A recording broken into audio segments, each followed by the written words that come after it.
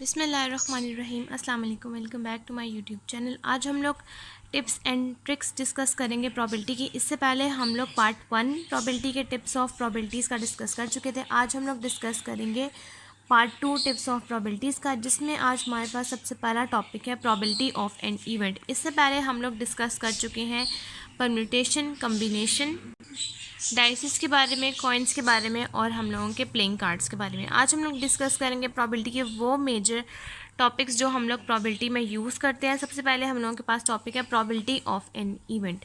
Probability of an event, सबसे पहले तो आपने इसका मतलब समझना है कि प्रॉबिलिटी ऑफ एन इवेंट हमारे पास क्या होता है। डेफिनेशंस मैं आपको करवा चुकी हूँ, वो तो आप लोगों ने देख ली हैं, लेकिन अब हमने इसको रियल लाइफ में इसको समझना है कि हम इसको कैसे अप्लाई कर सकते हैं।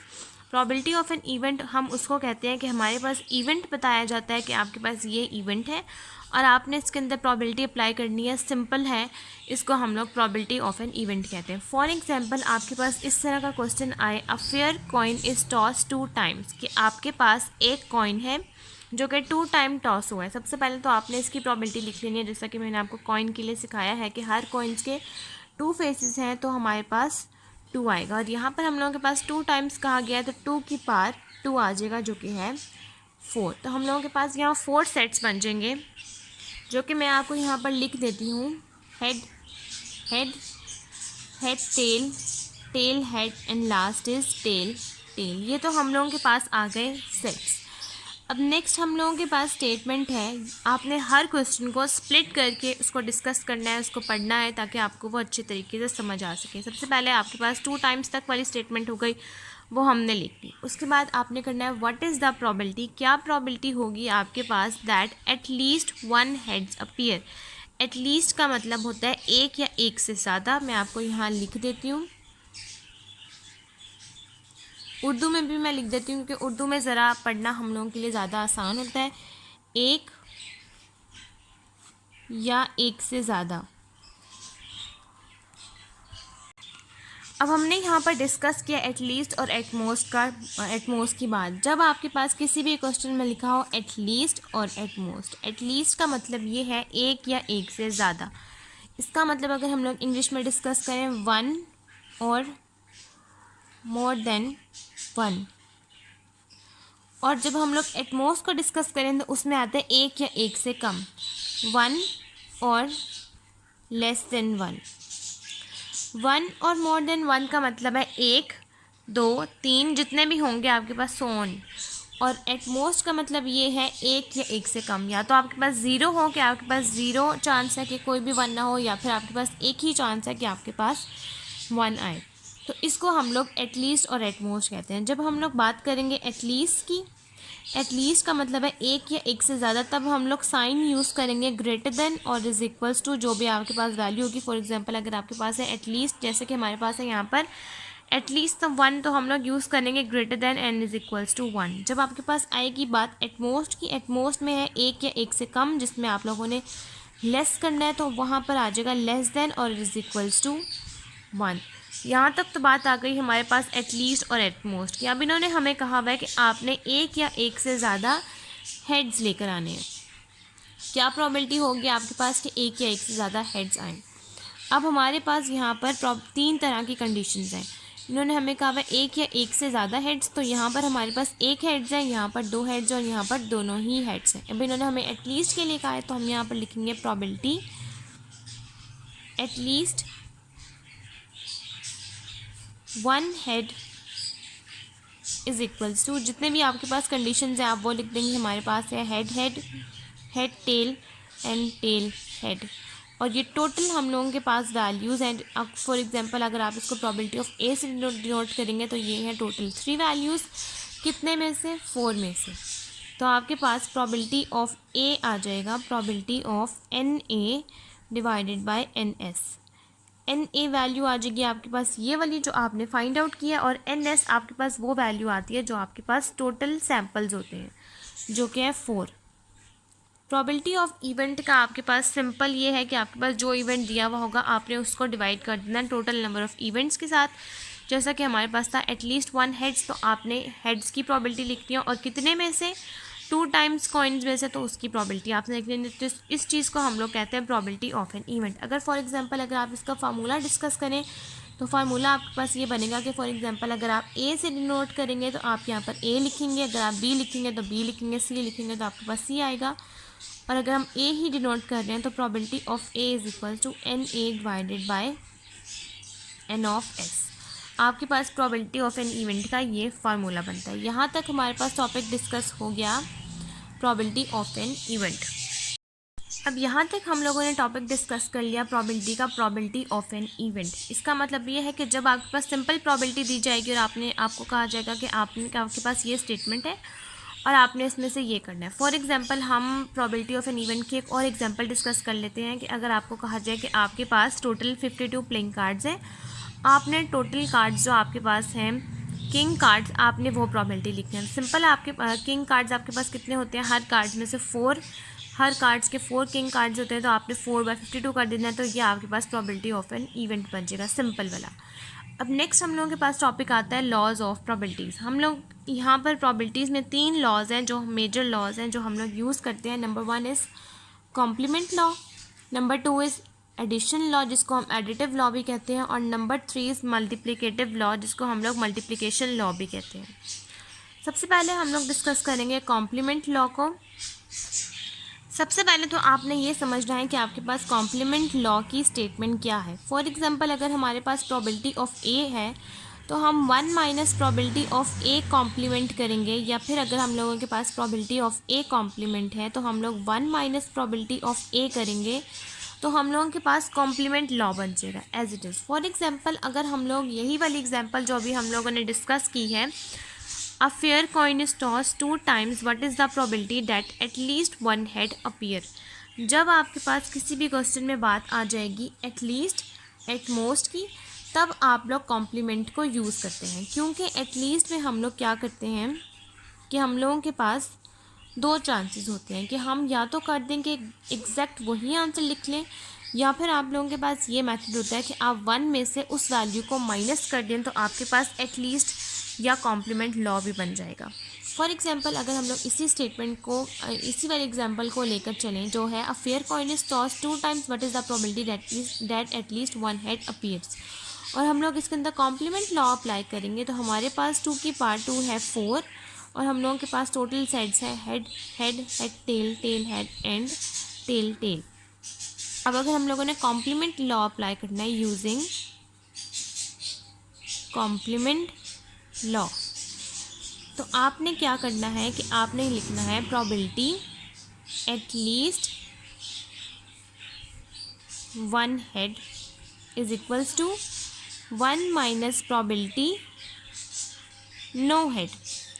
जब आप लोग एटलीस्ट करेंगे तब आपके पास आ जाएगी वो प्रॉबिलिटी जिसके अंदर हेड है, और जब आप 1 में से किसी चीज़ को माइनस कर देंगे तब आप वो प्रॉबिलिटी लिखेंगे जिसके अंदर कोई हेड नहीं है। और जब आप एटमोस्ट की बात करेंगे तो एटमोस्ट में वो आएगा जिसके अंदर आपके पास हेड 1 से कम है, और जब आप 1 माइनस करेंगे तो उसमें आपके पास 1 से ज़्यादा आ जाएंगे। तो ये हम लोगों के पास कॉम्प्लीमेंट लॉ की एक स्टेटमेंट होती है। अब आपने यहाँ पर क्या करना है कि आपके पास वो कितनी वेज हैं जिसमें बिल्कुल भी हेड ना हो, तो वो है आपके पास एक ही वेज जिसमें बिल्कुल हेड नहीं है जो कि है टेल टेल। तो आप यहाँ पर लिखेंगे probability at least 1 head is equals to 1 minus कितने वेज हैं आपके पास, हेड के एक ही वेज, कितने में से 4 में से 1 माइनस 1/4। अब आप इसको सॉल्व करेंगे 1 minus 1/4 that is equals to 0.25। अब जब आप 1 में से 0.25 को माइनस करेंगे तो आपके पास एटलीस्ट 1 हेड का आंसर आ जाएगा 0.75। आपके पास आंसर वही आएगा, बस सॉल्व करने का मेथड डिफरेंट है। 0.75 जिसको हम लोग 3 फ्रैक्शन में लिखेंगे तो 3/4, और वैसे लिखेंगे तो 0.75। अब आप लोगों ने अपने क्वेश्चन को देखना है कि अगर आपने कॉम्प्लीमेंट लॉ नहीं अप्लाई किया तब भी आपके पास वही आंसर आया डायरेक्ट मेथड से, और जब आपने कॉम्प्लीमेंट लॉ अप्लाई किया तब भी आपके पास वही मेथड आया। तो ये हमारे पास रूल होता है कॉम्प्लीमेंट लॉ को अप्लाई करने का कि जब भी आपके पास एटलीस्ट या एटमोस्ट आएगा, आप चाहें तो आप probability of an event apply करें, या फिर आपकी मर्ज़ी है कि आप कॉम्प्लीमेंट लॉ अप्लाई कर लें, दोनों यूज़ कर लें, आपका आंसर बिल्कुल ठीक होगा। यहाँ तक हमारे पास कॉम्प्लीमेंट लॉ डिस्कस हो गया हम लोगों के पास। अब नेक्स्ट हम लोग लॉ डिस्कस करेंगे एडिशन लॉ या जिसको हम लोग एडिटिव लॉ भी कहते हैं। अब नेक्स्ट आप लोगों ने जो टॉपिक पढ़ना है वो है एडिटिव लॉ या फिर आप इसको लॉ ऑफ एडिशन भी कह सकते हैं, दोनों नाम है, आप कोई भी यूज़ कर सकते हैं। अब हम लोग जब एडिशन लॉ पढ़ते हैं या एडिटिव लॉ जब हम पढ़ते हैं तब हमारे पास दो तरह की टाइप्स आ जाती हैं। Number 1 is mostly exclusive events,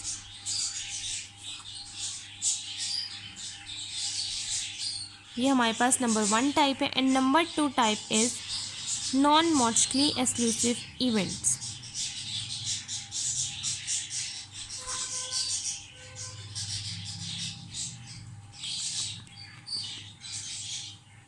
अब सबसे पहले हम लोगों ने ये समझना है कि हम लोगों के पास मोस्टली एक्सक्लूसिव और नॉन मोस्टली एक्सक्लूसिव क्या होता है। मोस्टली एक्सक्लूसिव आपके पास हमेशा डिपेंडेंट इवेंट होते हैं और नॉन मोस्टली एक्सक्लूसिव इवेंट्स हम उसको कहते हैं जो कि इंडिपेंडेंट इवेंट्स होते हैं। अब आपने ये समझना है कि इंडिपेंडेंट और डिपेंडेंट इवेंट्स क्या होते हैं। बहुत से लोगों को इसी जगह पर कन्फ्यूजन है कि आप लोगों के हमें कैसे पता चलेगा कि क्वेश्चन इंडिपेंडेंट है या डिपेंडेंट है। तो इसका आंसर ये है कि जब भी आपके पास क्वेश्चन आए सिंपल, और अगर आपके पास क्वेश्चन आए कि सिंपल, आपने क्या करना है कि आपके पास क्वेश्चन ऑफ 52 प्लेइंग कार्ड्स हैं, उसमें से आपने ये बताना है कि हमारे पास हार्ट और डायमंड कार्ड्स कितने हैं।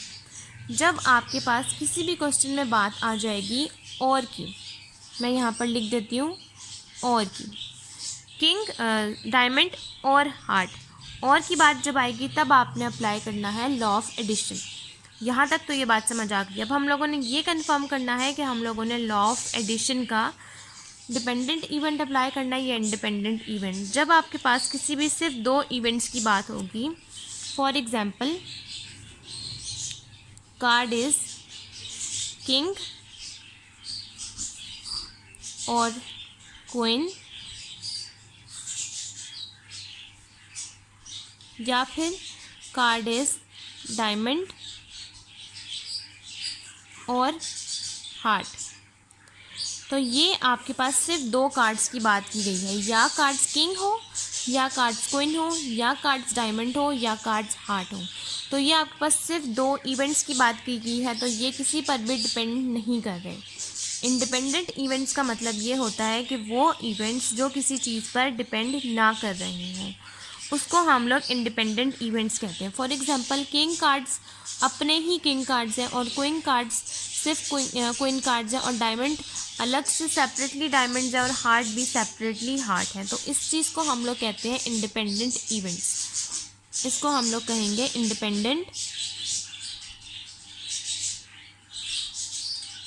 इवेंट्स। और जब आप लोग अप्लाई करेंगे इंडिपेंडेंट इवेंट्स तब आप लोगों के पास एडिशन लॉ का फार्मूला आएगा, probability of A union b. Addition में हम लोग ए यूनियन करते हैं क्योंकि और का मतलब होता है union, is equals to probability of A plus probability of b. यह आप लोग तब फार्मूला अप्लाई करेंगे जब आपके पास एडिशन लॉ का इंडिपेंडेंट इवेंट या फिर नॉन मोस्टली एक्सक्लूसिव इवेंट्स होंगे। अब नेक्स्ट बात आ जाएगी मोस्टली एक्सक्लूसिव इवेंट्स या फिर डिपेंडेंट इवेंट्स कब हम लोग अप्लाई करेंगे। तो हम लोग डिपेंडेंट इवेंट्स का मतलब हम लोगों के पास ये है कि आप लोगों के पास वो इवेंट्स जो किसी चीज़ के ऊपर डिपेंड कर रहे हों, किसी चीज़ के ऊपर डिपेंड होकर हमारे पास वो आ रहे हों, उसको हम लोग डिपेंडेंट इवेंट्स कहते हैं। फॉर एग्जांपल अगर आप लोग अपने एग्जांपल लें तो हम बच्चे अपने पेरेंट्स के ऊपर डिपेंड कर रहे हैं क्योंकि वो हम लोगों को चला रहे हैं, क्योंकि वो हम लोगों को पढ़ाते हैं, हम लोगों को लिखाते हैं, इसलिए हम लोग उन पर डिपेंड करते हैं। इस चीज़ को हम लोग इंडिपेंडेंट और डिपेंडेंट इवेंट को अच्छे तरीके से समझने के लिए हम ये एग्जांपल ले सकते हैं। पेरेंट्स हम लोगों पर डिपेंड नहीं हैं, पेरेंट्स हमारे लिए इंडिपेंडेंट हैं और हम पेरेंट्स पर डिपेंड कर रहे हैं, इसलिए हम उनके लिए डिपेंडेंट इवेंट्स कहलाएंगे। नेक्स्ट आप लोगों ने क्या करना है कि अगर आप लोगों को इंडिपेंडेंट और डिपेंडेंट का मतलब समझ आ जाए तो उसके बाद आपने क्या करना है कि अब आप लोगों ने इंडिपेंडेंट इवेंट्स के बारे में समझना है कि मोस्टली एक्सक्लूसिव इवेंट्स कौन से होते हैं। फॉर एग्जांपल अगर आपके पास क्वेश्चन में आए अगर आपके पास 52 प्लेइंग कार्ड्स हैं और उसमें से आपने कार्ड सेलेक्ट करने हैं क्लब और फेस और बोथ, जब आपके पास इस तरह की बात आ जाए, या तो आपके पास कार्ड क्लब हो या फेस हो या दोनों हों। अब हम लोगों के पास क्लब कार्ड्स कौन कौन से होते हैं, जो हम लोगों के पास 13 कार्ड्स होते हैं। फेस कार्ड कौन कौन से होते हैं, जो हम लोगों के पास किंग, एस और क्वीन कार्ड्स होते हैं, उसको हम लोग फेस कार्ड्स कहते हैं। और बोथ कार्ड्स कौन से हैं कि आप लोगों ने उन दोनों की प्रोबेबिलिटीज़ निकालनी है, और जो उनमें से कॉमन आ रहा होगा आपने यहाँ पर वो लिख देना है। अब अगर सबसे पहले आप यहाँ पर लिखें क्लब कार्ड्स की प्रोबेबिलिटीज़, क्लब कार्ड्स को आप लोग डिनोट कर दें ए के साथ, और फेस को आप लोग डिनोट कर दें बी के साथ, और बोथ आ जाएगा आपके पास probability of A intersection B. और यूज़ हुआ है बीच में, तो इसका मतलब है आपने अप्लाई करना है एडिटिव लॉ। अब यहाँ पर अब आपने क्या करना है कि सबसे पहले लिखना है आपने प्रोबेबिलिटी ऑफ ए के इवेंट्स। तो क्लब कार्ड्स आपके पास कितने होते हैं, total 13, ace 2 3 and so on to 10 and so on to king, queen and jack. ये आपके पास आ गए क्लब कार्ड्स की प्रोबेबिलिटीज़, और ये हो गया आपके पास n of A is equals to 13 कितने में से, टोटल नंबर ऑफ कार्ड्स में। टोटल नंबर ऑफ कार्ड्स हमारे पास कितने होते हैं, 52। तो प्रोबेबिलिटी ऑफ ए हम लोगों के पास आ गया है 13/52। अब नेक्स्ट हम लोगों ने लिखना है फेस कार्ड्स। फेस कार्ड्स हमारे पास कौन कौन से होते हैं, क्वीन, जैक और किंग। हर कार्ड में से आप लोगों ने क्वीन, जैक और क्वीन लिखना है। सबसे पहले मैं आपको अपने वो कार्ड्स की पिक्चर दिखाती हूँ जो मैंने आपको पिछले लेक्चर में समझाया था। तो सबसे पहले आपने ये पिक्चर देखनी है। सबसे पहले आपने, इन्होंने हमें कहा है कि आपने क्लब कार्ड्स लिखने हैं, तो क्लब कार्ड्स हमारे पास एस से लेकर जैक तक हो गए टोटल 13, वो आप लोगों ने लिख लिए। अब नेक्स्ट इन्होंने हमें कहा है कि आप लोगों ने लिखने हैं फेस कार्ड्स। फेस कार्ड्स हम कहते हैं हर कार्ड्स के क्वीन, किंग, क्वीन, जैक को, तो इसको हम लोग फेस कार्ड्स कहते हैं। हर कार्ड्स के डायमंड के किंग, क्वीन, जैक 3 3 3 3, ये आपके पास टोटल हो गए 12। 3 + 3 is equal to 6, 6 + 3 is equal to 9, 9 + 3 is equal to 12। तो ये आपके पास हो गए टोटल फेस कार्ड 12/52। अब आप यहाँ पर लिखेंगे कि आपके पास कितने कार्ड्स आ गए total, king, queen and so on to हर कार्ड्स के क्वीन और जैक। टोटल ये आप लोगों के पास बने हैं 12/52 कार्ड्स। प्रोबेबिलिटी ऑफ बी आपके पास आ गया 12/52। अब नेक्स्ट आपने वो प्रोबेबिलिटी लिखनी है जो कि है probability of A intersection b. Probability of A intersection b का मतलब है कि दोनों में से जो कॉमन चीज़ें हैं आपने वो लिख लेनी है। अब कॉमन चीज़ आपके पास दोनों कार्ड्स में क्या आ रही है, क्वीन, किंग, क्वीन और जैक क्लब के जो आपके पास किंग, क्वीन और जैक हैं वो आपके पास दोनों में कॉमन आ रहे हैं, इसलिए आप लोग यहाँ पर लिख देंगे किंग, क्वीन और जैक। टोटल हो गया ये आपके पास 3/52। टोटल हो जाने के बाद अब आप यहाँ पर लिखेंगे डिपेंडेंट इवेंट का फार्मूला, जो कि होता है एडिटिव लॉ के according probability of A union B is equal to probability of A plus probability of B minus probability of A intersection B. जब आपके पास इंडिपेंडेंट इवेंट होगा तब आपके पास सिंपल फार्मूला आएगा probability of A plus probability of B. जब आपके पास डिपेंडेंट इवेंट आएगा तब आप लोग लिखेंगे probability of A plus probability of B minus probability of A intersection B. एक और एग्जांपल हम लोग डिस्कस कर लेते हैं डिपेंडेंट इवेंट की, ताकि हम लोगों को ज़्यादा अच्छे से टॉपिक डिस्कस हो जाए। आपके पास एक और एग्जांपल है कि अगर आपके पास 200 एग्जांपल नंबर 2 है आपके पास, कि अगर आप लोगों के पास 200 इंटीजर्स हों और आपके पास डिविजिबल बाय हों 6 और 8। अब सबसे पहले यहाँ पर कंफ्यूजिंग बात यह है कि यहाँ पर तो हमें नहीं कहा गया कि बोथ यूज़ करना है या हम लोगों ने यहाँ पर डिपेंडेंट इवेंट यूज़ करना है। तो हम लोगों को कैसे पता चलेगा कि हम लोगों ने इस एग्जांपल में कौन सा लॉ अप्लाई करना है। सबसे पहले आपने ये देखना है कि आपके पास टोटल इंटीजर्स हैं 20। इन्होंने हमें कहा है कि डिविजिबल बाय 6 और 8। जब आपके पास किसी भी चीज़ में आ जाए बाय का वर्ड। फॉर एग्जांपल अगर आपके पास यहाँ लिखा हो 6 और बाय 8, या लिखा हो बाय 6 और 8, जब आपके पास इस तरह का लफ्ज़ यूज़ हुआ हो तब आपने यूज़ करना है डिपेंडेंट इवेंट्स,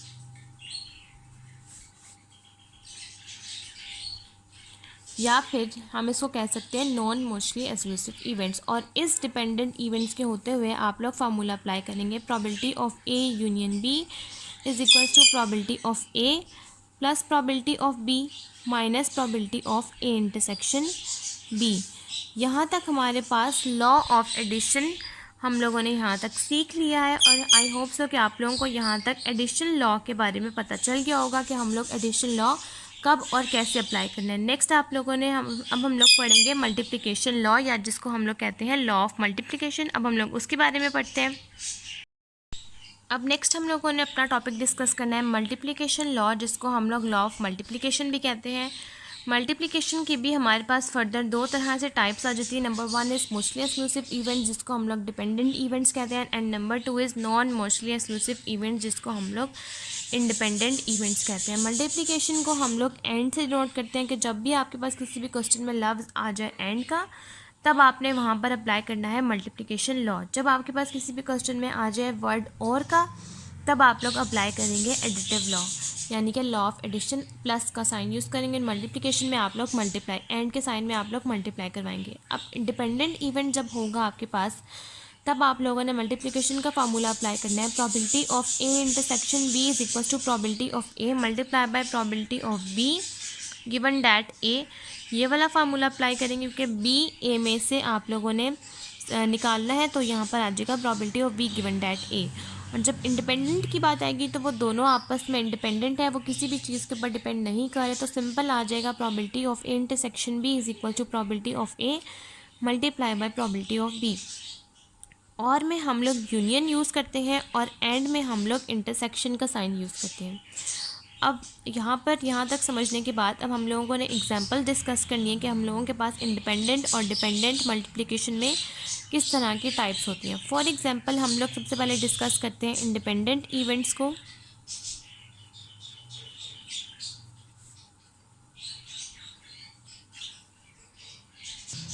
फॉर एग्जांपल अगर आपके पास एग्जांपल हो कि आपके पास एक सैम्पल है जिसमें आप लोगों के पास हमारे पास यहाँ पर सन है, मेल है और फीमेल्स हैं। आपके पास ये दोनों सैम्पल्स हैं, मेल और फीमेल दोनों आपस में डिपेंड नहीं कर रहे एक दूसरे के ऊपर, दोनों डिफरेंट जेंडर्स के हैं, तो वो दोनों ही इंडिपेंडेंट हो गए। अब आपने उनमें से बताना है कि आपके पास कितने मेल और कितने फीमेल हैं, तो इस चीज़ को हम लोग कहते हैं डिपेंडेंट इवेंट्स। तब आप लोग अप्लाई करेंगे मल्टीप्लिकेशन लॉ। फॉर एग्जांपल अब हम लोगों ने यहाँ पर एग्जांपल डिस्कस किया कि हम लोगों के पास मेल और फीमेल हो। मेल और फीमेल के लिए हम यहाँ पर सैम्पल्स बना लेते हैं कि हम लोगों के पास दोनों जेंडर्स हैं और वो दोनों ही आप लोगों के पास एक दोनों की फैमिलीज़ में से हैं, तो ये आ जाएगा मेल फीमेल, फीमेल मेल और फीमेल फीमेल। अब आप लोगों ने ये बताना है कि आप लोगों के पास show that female probability that female and male. जब आपके पास इस तरह से बात आ जाए तो मेल और फीमेल दोनों ही इंडिपेंडेंट जेंडर्स हैं, दोनों ही एक दूसरे के ऊपर डिपेंड नहीं कर रहे, तो इसको हम लोग इंडिपेंडेंट कहते हैं। अब आप लोगों ने यहाँ पर लिखना है कि आपके पास फीमेल कितने हैं और मेल कितने हैं। अब फॉर एग्जांपल अगर इन्होंने हमें कहा हुआ है कि आपने वही सिलेक्ट करनी है जिसमें आपके पास 2 मेल्स आ रहे हों, और फीमेल्स भी आपने वही सिलेक्ट करनी है जिसमें आपके पास 2 ही फीमेल्स आ रही हो, तब आपने यहाँ से प्रोबेबिलिटी सिलेक्ट करनी है। तो आपके पास यहाँ पर ये टोटल सैम्पल्स हैं 4, 2 मेल्स होने की प्रोबेबिलिटी है 1/4 और दोनों ही फीमेल्स होने की प्रोबेबिलिटी है 1/4। तो आप 1/4 को 1/4 से मल्टीप्लाई करवा देंगे तो आपके पास आंसर आ जाएगा 1/16। इसको हम लोग कहते हैं कि ये हम लोगों के पास इंडिपेंडेंट इवेंट्स हैं। अब नेक्स्ट हम लोगों ने डिस्कस करना है कि हम लोगों के पास डिपेंडेंट इवेंट्स किस तरह के होते हैं। अब नेक्स्ट हम लोग डिस्कस करते हैं एग्जाम्पल नंबर 6.29, जो कि बिल्कुल परफेक्ट है लॉ ऑफ मल्टीप्लिकेशन लॉ की दोनों टाइप्स के लिए, जो कि पेज नंबर 209 के ऊपर। इसको हम लोग पहले डिस्कस कर चुके हैं, अब हम लोग दोबारा इसको डिस्कस करते हैं। यहाँ पर हम लोगों के पास एग्जाम्पल नंबर 6.29 की स्टेटमेंट है, 2 cards are drawn from a well shuffled ordinary desk of 52 cards आपके पास टोटल 52 कार्ड्स हैं, जिसमें से आप लोगों ने 2 कार्ड्स आप लोगों ने सिलेक्ट कर लिए। Find the probability that both aces of the first card is replaced and not replace. क्या प्रोबेबिलिटी होगी कि आपके पास वो दोनों ही कार्ड्स एसेस के हों और फर्स्ट में आपके पास वो कार्ड्स रिप्लेस किए गए हैं और सेकंड में आपके पास वो कार्ड्स रिप्लेस नहीं किए गए। अब रिप्लेस्ड का मतलब है कि ये आपके पास है इंडिपेंडेंट इवेंट, और नॉट रिप्लेस्ड का मतलब है कि ये आपके पास है डिपेंडेंट इवेंट। रिप्लेस का मतलब है कि उन कार्ड्स को दोबारा रिप्लेस किया गया है, उसी जगह पर दोबारा रखा गया है, तो इसका मतलब है वो दोबारा रिपीट हो सकते हैं। और जो चीज़ आपके पास दोबारा रिपीट हो वो आपके पास इंडिपेंडेंट होती है, और जो चीज़ आपके पास दोबारा रिपीट ना हो यानी कि नॉट रिप्लेस्ड हो तो वो आपके पास डिपेंडेंट होती है। अब आप लोगों ने यहाँ पर ये देखना है कि आपके पास 52 में से एसेस कार्ड्स कितने होते हैं। अब नेक्स्ट ये है आपके पास कार्ड्स की प्रोबेबिलिटीज़। अब आपने ये देखना है कि ये 52 कार्ड्स, जिसमें से आपने ये देखना है कि आपके पास एसेस कार्ड्स कितने हैं। तो हर कार्ड में हम लोगों के पास 1 डायमंड में से, 1 हार्ट में से और 3 स्पेड में से एंड नंबर 4 इस क्लब में से। टोटल हम लोगों के पास एसेस कार्ड्स हो गए 4। तो यहाँ पर भी इन्होंने हमें कहा हुआ है कि आपके पास सबसे पहले आपने लिखना है रिप्लेस की प्रोबेबिलिटी, जिसमें आपके पास इंडिपेंडेंट आता है, तो उसका फार्मूला है probability of intersection B is equal to probability of A multiply by probability of B. Replace का मतलब है कि अगर आपके पास 4 एस हैं तो आपके पास 52 में से 4 एसेस आ गए, और सेकंड आपके पास उन्होंने कहा है कि रिप्लेस हुआ है वही कार्ड आपके पास रिप्लेस किया गया है, इसलिए again 4/52 that is equals to 1/169। अब यहाँ तक आपके पास सॉल्व हो गया इंडिपेंडेंट इवेंट। नेक्स्ट आप लोगों ने सॉल्व करना है इंडिपेंडेंट इवेंट्स यानी कि मोस्टली एक्सक्लूसिव इवेंट्स। उसके लिए आप लोगों ने क्या करना है कि इन्होंने कहा है कि फर्स्ट आप लोगों के पास एस कार्ड है और सेकंड पे वो कार्ड रिप्लेस नहीं किया गया, तो उसकी आपने प्रोबेबिलिटी लिखनी है। तो सबसे पहले आपके पास आ जाएगा 4/52 और वो कार्ड्स उसमें से रिप्लेस नहीं किया गया, उसको दोबारा रिप्लेस नहीं किया गया, इसलिए आ जाएगा 3/51। Probability of B given that A का मतलब है कि ए में से आपने बी को सिलेक्ट कर लेना है। तो ए में से बी का मतलब है कि ये डिपेंड हो रहा है ए के ऊपर, बी ए के ऊपर डिपेंड हो रहा है, तो इसलिए हम लोग इसको डिपेंडेंट इवेंट्स कहते हैं। और इसलिए आ जाएगा 1 माइनस कर देते होते हैं आप डिपेंडेंट इवेंट में, तो ये आ जाएगा 3/51 दैट इज़ इक्वल टू 1/221। यहाँ तक आप लोगों के पास मल्टीप्लिकेशन लॉ का टॉपिक भी डिस्कस हो गया है।